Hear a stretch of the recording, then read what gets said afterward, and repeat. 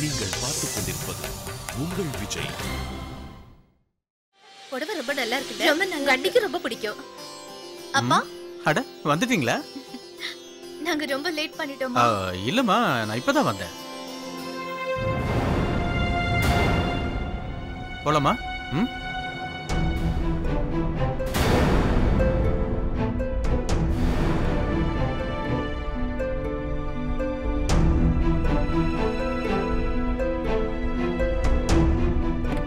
சரி. Excuse me. S.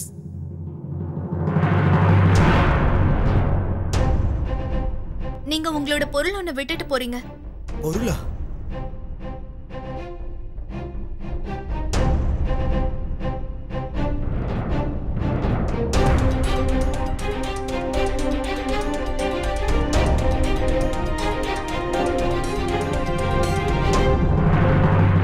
இங்க கொடுங்க.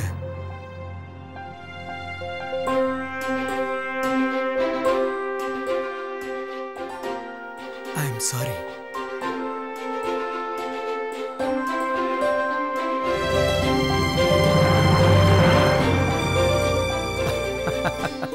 சந்தியா, இதெல்லாம் நீ செய்யணும்னு என்ன அவசியம் இருக்கு? அங்க பாருங்க. தயவு செய்து உங்கள் நகரத்தை தூய்மையாக வைக்கவும். அம்மா, அவங்க ரூல்ஸ் போட்டுட்டு எழுதி வச்சுட்டு போயிடுவாங்க. அந்த ரூல்ஸ் எல்லாத்தையும் ஃபாலோ பண்ண வேண்டியது நம்மளோட கடமை இல்லையா? எல்லாரும் உங்க வீட்டை சுத்தமா வச்சுக்கிறாங்க, ஆனா நாட்டை அதையும் சுத்தமா வச்சுக்கணும்ல. நம்ம போலாமா? போலாம்.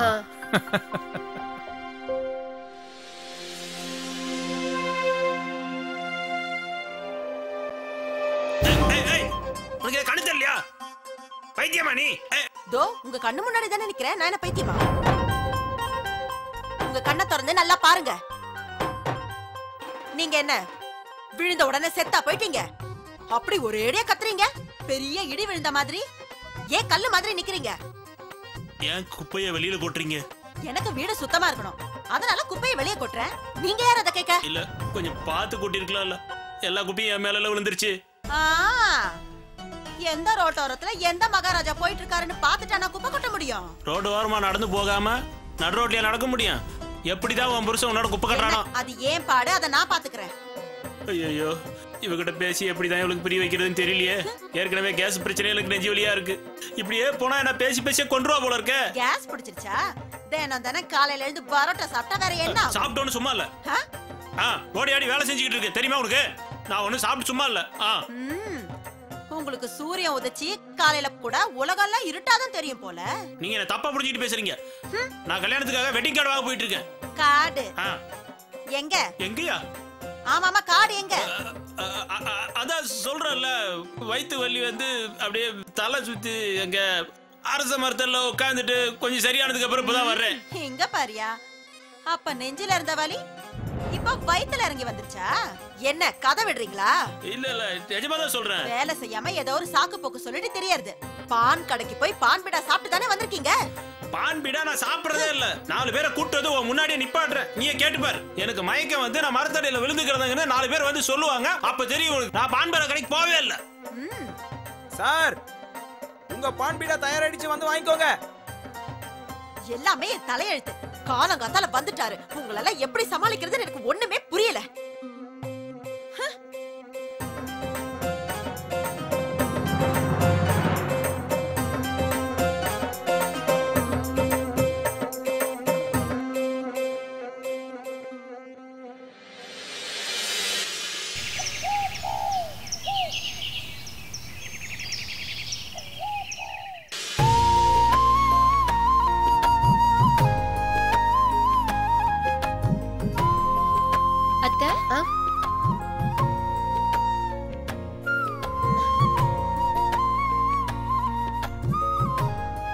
கடவுள் உன்னை எப்பவும் சந்தோஷமா வச்சிருக்கணும். ஒரு நிமிஷம் இரு, இப்ப வந்துடுறேன்.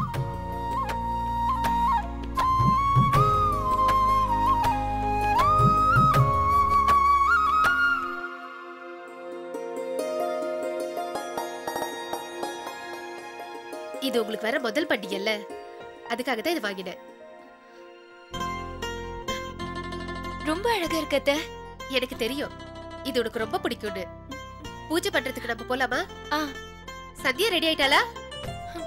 எவ்வளவு சீக்கிரம் எங்க இருந்து ரெடி ஆக போறாங்க? இன்னைக்கு பூஜைக்கு புடவை கட்டுறதா பிளான் பண்ணிருக்காங்க. 1 மணி நேரமா அந்த புடவையோட போராடிட்டு இருக்காங்க.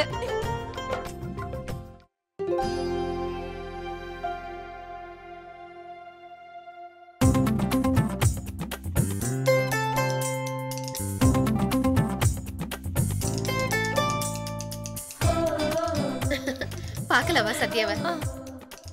சத்யா சத்யா, ஓ இந்த புடவையை கட்டுன்னு சுத்தி சுத்தி வரதுக்கு பேசாம கடவுளை சுத்தி வந்தா கூட அந்த கடவுள் எனக்கு ஏதாவது வரமாவது கொடுத்திருப்பாரு. நான் உனக்கு உதவி பண்ணட்டுமா சந்தியா? வேணாம், நீ நானே கட்டி பாக்குறேன்.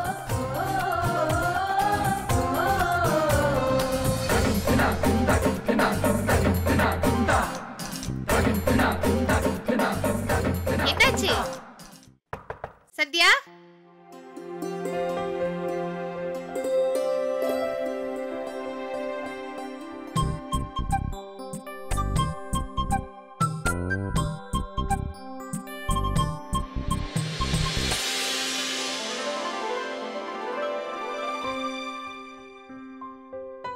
அம்மா சாரிம்மா. உங்க பொண்ணு இந்த சின்ன விஷயத்துக்காக பெரிய போராட்டமே நடத்திட்டா. 1/2 மணி நேரம் போற மேக்ஸ் கூட 1/4 மணி நேரத்துல நான் முடிச்சிருவேன். ஆனா இத கட்டவே முடியல. ப்ளீஸ்மா.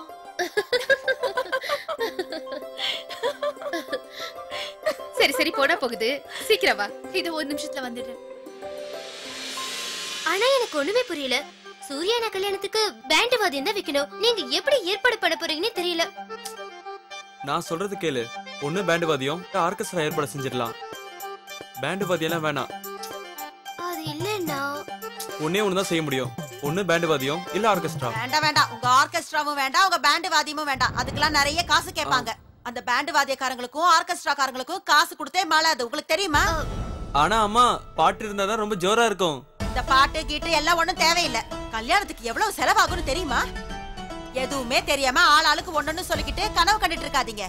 விக்ரம், தலைக்கு மேல நிறைய வேலை இருக்கு. உன்கிட்ட ஏதாவது பணம் இருக்கா? ஆமாமா, நானும் உங்களுக்கு காசு கொடுக்கணும்னு நினைச்சிட்டே தாமா இருக்கேன். இருந்த வரைக்கும் நான் உங்ககிட்ட கொடுத்துட்டேமா. பணம் என் கையில இருந்திருந்தா நீங்க கேட்கணுமா என்ன? நான் உங்களுக்கு அப்பவே ஒரு 50,000 இல்ல ஒரு 60,000 கொடுத்திருப்பேன்.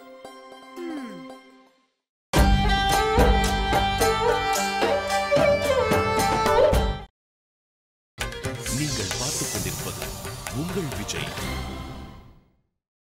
என்னால இந்த சாரிய பாருங்க. அம்மா, அட ஒரு நிமிஷம். கல்யாணத்தோட கார்டு சரியான நேரத்துக்கு கொண்டு வந்துட்டீங்கன்னா சரி. அங்க பஸ் ஸ்டாண்ட் பக்கத்துல ஒரு கடை இருக்கும், அங்க காசு வாங்கிக்காங்க. அதுவும் என் கடை பாருங்கம்மா. ஒரு தடவை இந்த கார்டுல இருக்கிறதெல்லாம் சரியான பாத்துருங்கம்மா. நீ எழுதி கொடுத்த மாதிரியே இருக்கான்னு ஒரு கார்டு எடுத்து பார்த்து சொல்லுங்கம்மா. அட இத போய் என்னத்த பாக்குறது? கல்யாணத்துக்கு அடிச்ச கார்டு தானே. நீங்க என்ன புடவையா வாங்கிட்டு இருக்கோம், இத போய் பாக்குறதுக்கு அதெல்லாம் ஒண்ணும் வேண்டானா? சரிம்மா, நான் வரேன். வாங்க. இப்பெல்லாம் வியாபாரம் கொஞ்சம் மந்தமா தான் போகுது. கஸ்டமர்ஸ் கடைக்கு வரதான் செய்யறாங்க. மூச்சியோட கூட நேரம் இருக்க மாட்டேங்குது. ஆனா 10 பேர்ல ஒருத்தர் தான் துணிங்களே எடுக்கிறாங்க. அவ்வளவுதான். அத்தை, மச்சினரோட கல்யாணத்துக்கு கார்டு அடிச்சாச்சு. கார்டு எப்படி இருக்க நீ? ரொம்ப நல்லா வந்திருக்கு. நான் அந்த கார்டு அடிக்கிறவங்க கிட்டயே உட்காந்து நிதானமா பார்த்து செஞ்சேன். அந்த முகத்துல உள்ள டிசைன், விநாயகர் படம், அப்புறம் உள்ள எழுதியிருக்க விஷயம் எல்லாமே. அம்மா, எனக்கும் 1-2 கார்டு வேணும். என் ஃப்ரெண்ட்ஸ்க்கெல்லாம் கொடுக்கணும். நானே எடுத்துக்கிறேன், சரியா? இல்ல, ஆளை பாரு முந்திரி கொட்டை மாதிரி. முதல் கார்டை சாமிக்கு தான் வைக்கணும். போய் சூர்யா அண்ணாவை கடையில இருந்து கூட்டிட்டு வா. அட போனா. சரிம்மா.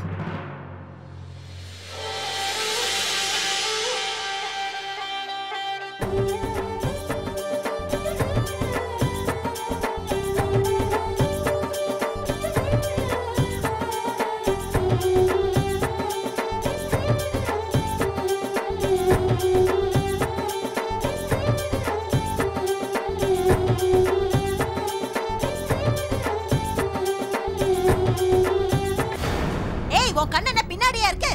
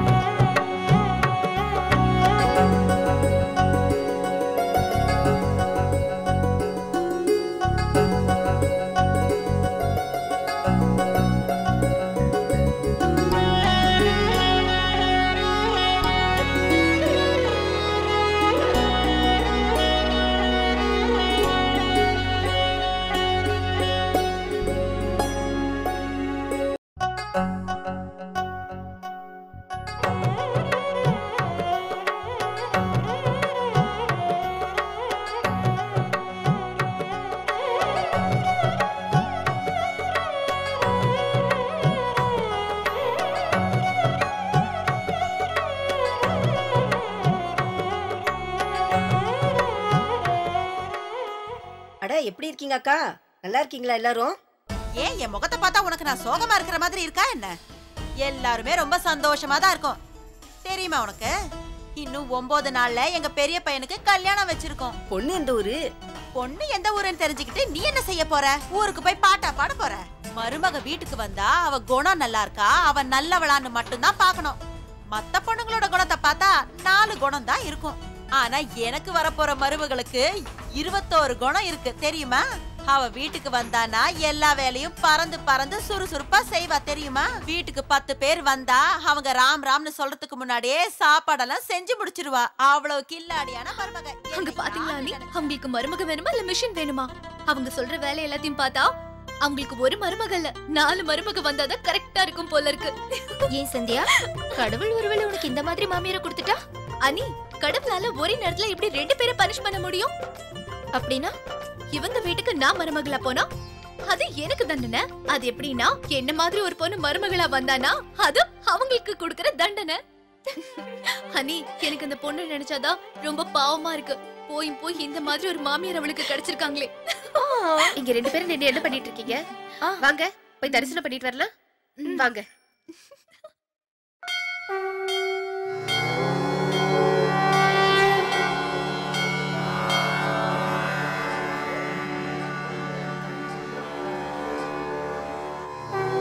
சரி,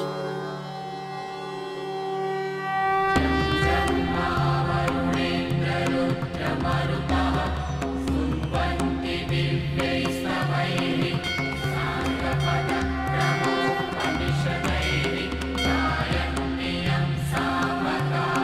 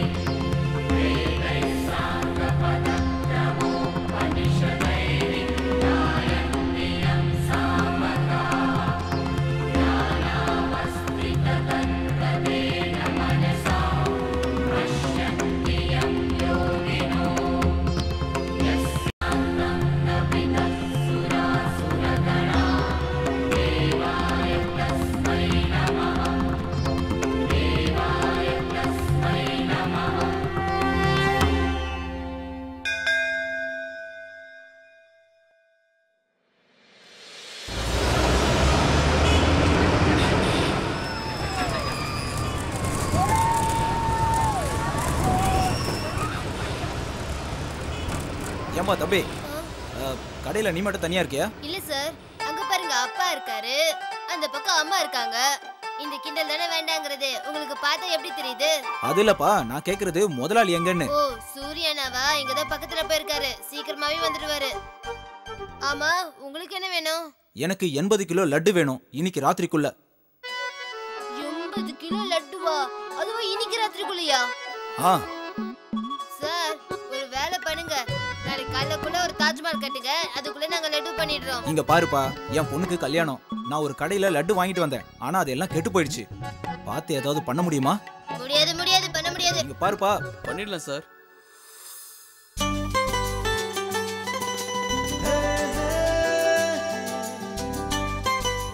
நிஜமா தான் சொல்றீங்களா? என்ன இப்படி கேட்டீங்க? நீங்க கல்யாணத்துக்காகன்னு சொல்லும்போது அதை எப்படி நான் மாட்டேன்னு சொல்லிடுவேன்? இன்னைக்கு ராத்திரி ரெடியா இருக்கும், அதுவும் ஃப்ரெஷ்ஷா. அப்படியா? உங்களுக்கு ரொம்ப நன்றிங்க. அப்புறம் இந்த 5000 அட்வான்ஸா வச்சுக்கோங்க, மிச்சத்தை அப்புறம் வந்து தரேன் நான். அட நீங்க ஏன் இப்படி பேசுறீங்க? பெரிய பெரிய கடையில தான் ஜாஸ்தி ஆகும், இந்த கடையில உங்களுக்கு 175 ரூபா மிச்சம். மீதி பணத்தை லட்டு டெலிவரி பண்ணதுக்கு அப்புறம் நீங்க கொடுத்தா போதும். சரியா? போயிட்டு வாங்க. அப்படின்னா சரி, ரொம்ப சந்தோஷம், நல்லா பேசுறீங்க. அப்போ நான் கிளம்புறேன். சரிங்க.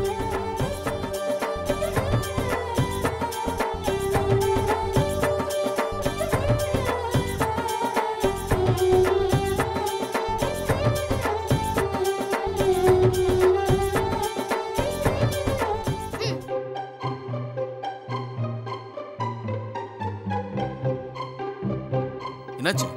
ஏன் மூஞ்சி அப்படி வச்சிருக்க? நாம இவ்வளவு கம்மியான நேரத்துல 80 கிலோ லட்டுவா பண்ணணும், ஆனா நீங்க 1 கிலோ 25 ரூபான்னு சொல்றீங்க. தம்பி முந்திரி பருப்பி 1 கிலோ தரீங்களா? சொட்டு, வந்தவர் ரொம்ப கவலையா இருந்தாரு. மத்தவங்களோட பலவீனத்தை நம்ம பயன்படுத்தவே கூடாது. ஒண்ணு மட்டும் ஞாபகம் வச்சுக்கோ, நம்ம ஸ்வீட் கடை வச்சிருக்கோம். இனிப்பா பேசினாதான் நம்ம ஸ்வீட்ல இருக்கிற ஸ்வீட் குறையவே குறையாது. அது சரி, ஆனா இவ்வளவு கம்மியான நேரத்துல எப்படி பண்றது? எப்படின்னு கேட்டா எந்த வேலையும் நடக்காது. அப்படிங்கிறதுக்குள்ள வேலையை முடிச்சு காட்டணும். என்னமோ சோட்டு, இந்த மாதிரி கஸ்டமர்ஸ் வாரத்துக்கு ஒரு 2-3 பேர் வந்தாலே என்னோட கனவெல்லாம் சீக்கிரமா நனவாயிடும். இந்தப்பா. ஆமா அண்ணா, உங்களோட கனவு கொஞ்சம் சொல்லுங்கல்ல. சொல்லுங்கண்ணா. கண்ணை மூடிட்டு இருந்தாலும் இல்லைனாலும் என் கனவு எப்பவும் ஒன்னே ஒண்ணுதான். என் குடும்பத்தில் இருக்கிறவங்க எல்லாரும் ஒன்னா உட்காந்து சந்தோஷமா தாயம் விளையாடணும். சிரிச்சுக்கிட்டு பாடிக்கிட்டு ஒன்னா உட்காந்து பக்கோடா சாப்பிட்டுக்கிட்டு, அது ஒரு ஜாலி. ஆனா நான் மட்டும் இந்த கடையில என் குடும்பத்துக்காக கஷ்டப்பட்டு உழைக்கணும். அந்த சந்தோஷத்துக்காக எவ்வளவு வேணா கஷ்டப்படலாம்டா. அப்படின்னா அண்ணியும் உட்காந்து தாயம் விளையாடுவாங்களா? அவளா? அவ தாயம்லாம் விளையாட மாட்டா. அவ என் அம்மாவுக்கு பக்கத்துல உட்காந்து விசிறிவான். காதுல ஜிமிக்கி போட்டுட்டு நெத்தில குங்கும போட்டோட